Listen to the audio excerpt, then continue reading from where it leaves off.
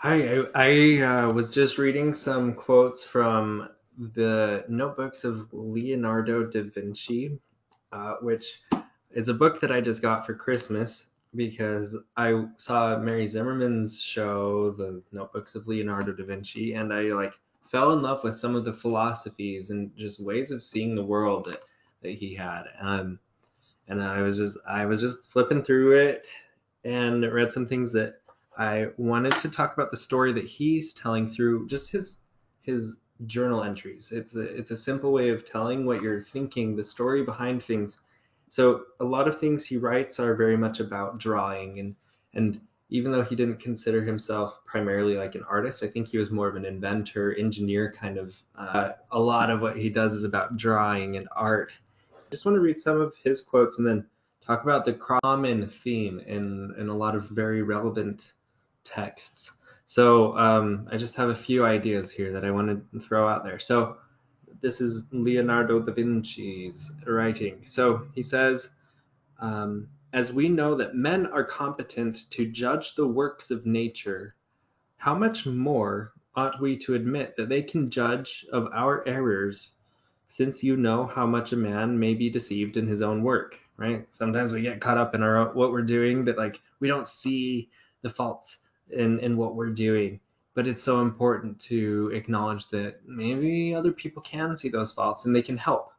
It's funny because I'll get back to reading in a sec, but I took an art class, a drawing class, which is art, right? Very basic drawing. I've never done this before, and I've had a lot of fun with it. I've had so much fun starting to draw people that I know, trying to draw. I'm not gonna say I'm really really good, but I'm having fun trying my hand at it, literally my hand, and the teacher, my art teacher, is actually a good friend of mine who goes to church with me, and I'll show her what I'm working on sometimes, and she'll be like, "Oh yeah, that doesn't look like them because of this and this." It's like micro, like such small changes that I just need to move the eye a bit inward, or the shape of the nose is a little bit off because it's not, all the proportions are just a little bit off, and it's so small that I couldn't see. I could tell that it didn't look right, but I couldn't see why.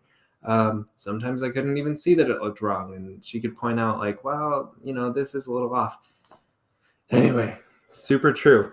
Um, so Leonardo, let's look more what he's saying. So therefore, be curious to hear with patience the opinions of others. Consider and weigh well whether those who find fault have ground or not for blame, and if so, amend. So make the changes if they're right about the issues they see. But if not, if they don't have ground for what they're seeing, make as though you had not heard, or if he should be a man you esteem, show him by argument the cause of his mistake. I think that's a cool nuanced way of being yeah, you either just let it roll off your back, or take issue with it and be like, no, I think that you're wrong because of X, Y, Z. If I did think that my art was not wrong, I could tell my friend, hey, no, I wanted to look this way, and here's why. And if I made that change, I don't think it would be better. I'm not at that point where I feel like I can do that, but the principle, right? And then further, we know very well that errors are better recognized in the works of others than in our own, and that often, while reproving little faults in others, you may ignore great ones in yourself. This one made me think of specifically of the scripture in Matthew chapter 7, verse 5. I'm going to read that here. I'll read the King James Version. This is Jesus talking about when you see the faults in others. He says, "Thou hypocrite, first cast out the beam out of thine own eye, and then shalt thou see clearly to cast out the mote out of thy brother's eye." Kind of interesting that we really easily see others' faults, but we're really slow to see sometimes the even bigger ones in ourselves. I very much believe that, and it's so helpful to get feedback for that reason. The story this tells is like, we know that we're imperfect, and it's probably an unhealthy social impulse to call other people out on their misbehaviors or their shortcomings, and especially if we ourselves have misbehaviors or shortcomings that we need to take care of. And so it's interesting because that's nuanced. So is Da Vinci, like, where first you have to cast out. It's not saying don't ever tell someone that they're doing it wrong. Like, first cast the beam out of your eye, then you'll be able to clearly cast out the mote of thy brother's eye. Like, then you can help someone else out. So it's not focus on yourself only. It's like, change yourself so that you can help somebody else. We don't want to ignore what's wrong with ourselves, and there's very much this principle that you have to clean your room before you tell someone else to clean theirs. you know Keep reading. In cases where you lack experience, this is Da Vinci again, do not shrink from drawing them from nature. Again, I'm talking about drawing, but we could talk about any experience, right? Like, in cases where you lack experience, don't shrink from doing those things. But to judge your own pictures, or to judge the creation, or your experience, or your efforts, I say that when you paint, you should have a flat mirror and often look at the work as reflected in it, when you will see it reversed, and it will appear to you like some other painter's work, so you will be better able to judge of its faults than in any other way. So it's cool. Like, Da Vinci is like saying, okay, here's a way to see the faults in, at least in a drawing, a painting. Hold a mirror to it. So I think the story that he's telling is, and this is a principle that hopefully applies to other things, like, when we are self-reflecting, like, we can hold a mental mirror to ourselves, right? We are able to see the things that need to change. So there is a healthy amount of self-reflection that we need to engage in. And we need to see things as they really are, not in a fake mirror or a distorted mirror. So sometimes that does mean going to someone else who does see things and asking for feedback and being like, okay, what am I missing, right? Or maybe it means pushing out all the distorting voices or distorting opinions that want you to believe what they believe, but you need, like, clarity, peace, a place where you can sort things out. And so maybe it means, like, getting rid of your phone for a while, where, like, you're not going to be inviting other voices in, because, like, you're able to figure it out as long as you can sit with those thoughts and sort things out. So there are different ways we can do that. But I think that's cool that it's healthy to look at a reflection of our efforts, of the work that we do, so that we can make the changes that are necessary, because it's like, it's good to make changes for the better. When we see a better way of doing things, there's something good about that, and it's noble and worthy, so it seems like we should be doing that. I think I don't love the word should, but it would be wise to do that. I think the word should makes people feel bad if they're not doing it. Maybe that's why I don't like the word, but I don't want to induce any guilt here. I just want to explain something that I think is a really helpful, healthy principle. Another connection that this principle made me think of is in Shakespeare's hilarious play, Much Ado About Nothing, where the character Benedict, I think he's very sarcastic in the way he says it, but I was looking it up, it's Act 3, Scene 2. He says this line, everyone can master a grief but he that has it. And I think that's so true. It just like rings to my soul. It's like, oh, we can talk about everyone else's problems, but when I'm having a problem, it just feels overwhelming and impossible to conquer. And like everyone else has all the solutions and they can give all those solutions, but it doesn't always help me actually conquer it. Where it's actually helpful when people have that input is that they can help you identify the thing that might be going wrong. And even if all their solutions might just feel like extra weight to the problem, like you can humbly and patiently accept that kind of feedback. And I think that's as sarcastic as Benedict might have been when he said that, it's probably a healthy thing to like recognize that maybe others don't have the solutions that we need, but they might be able to see what we can't. There was just one more reference that it made me think of, and then I'll share part of my background from high school, which was 10 plus years ago. I was in a show called The Will Rogers Follies.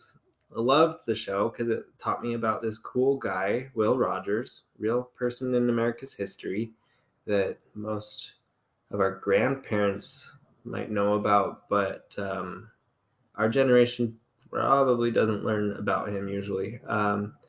Cool dude, look him up. But in the show, he says something about like if you're disagreeing with someone, make sure you go and stand in the place where that other fellow is, and make sure you look at what he's looking at, so that you just see what it is. Like it's another way of saying like walk a mile in someone else's shoes. It's like literally like just go to where they're looking and see what they're looking at, because you might not be seeing the now I have like Avatar in my head because I just watched Avatar recently, but you're not seeing the big monster right behind you. Like you might think that you're big and scary, but no, they're like actually trembling in fear because there's a big monster behind you that's maybe going to eat you. Or like they're upset because they see devastation that you aren't able to see. It's just so important to remember that other people's perspectives matter, that we can learn from them, that we can still disagree with them, but it can only help to really try to understand somebody else.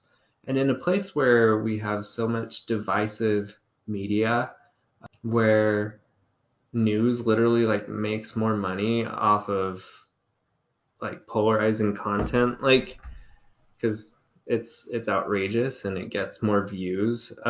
We need to learn to seek understanding about each other, from each other. And if we don't seek it out, let's not call each other out on it. Let's just try to do our best and change, right? So, good stories that we're telling through all of these like quotes and this principle of like seeking to change ourselves and accepting others' criticisms. I like throughout high school learned this lesson really strongly through my participation in theater. And from the very beginning of my theater experience, I joined the Shakespeare team, which was like the coolest thing. And I don't know how I got in because I didn't know what I was doing. And I do like Shakespeare, but I'm not good at acting Shakespeare. What we learned there was very quickly like when you perform something, once you perform or like practice performing, you quickly go off stage, you grab your notebook and your pen or pencil, and you bring it back to the stage because the director is going to give you notes. And you take those notes and you make the changes and you apply them so that like next time around you're doing better, because the director is there to help you look as good as you can to get the message across in a way that the audience is going to understand it, and to correct the things that you're not able to see as an actor because you're focusing on maybe remembering the lines and you're blocking and where you're supposed to be, and like you might not be focused. Hopefully it's like you don't want that third eye constantly in your mind of like, what do they see when I'm on stage, what do they hear? Like you can only handle so much in your brain, at least me. Maybe I think it's helpful to get direction from a director. And it was cool because I learned to trust that the directors, they wouldn't do something that made me look worse. They always had my well-being in mind, and like they wanted to make things look and feel and be better. Anything that they gave me, even if it felt a little bit uncomfortable to me, I learned later like it was actually better. It wasn't like a bad choice. It might have been pushing me to do more or try something a little bit harder or get things a different way. And that's lovely. I think if we all approach the efforts that we make in life with this mindset of, okay, I can come back and ask for feedback and improve, and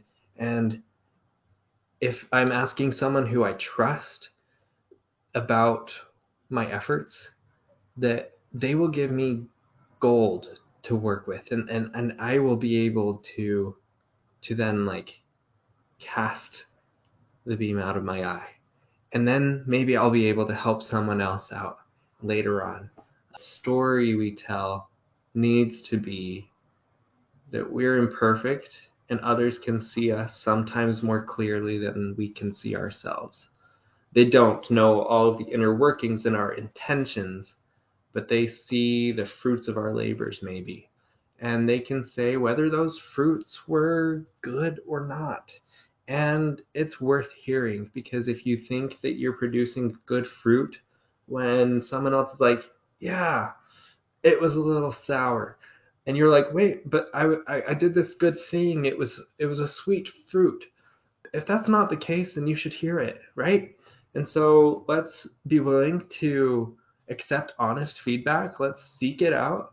Let's not like burden people and be like, how'd I do? How'd I do? Don't make it about yourself. Make it about how you can improve, so your place in the world is your, I don't know how to explain it, like how our place in the world, our contributions to the world are fruitful, and that those fruits are delicious, and that they are nutritious, and that they are contributing good all around us.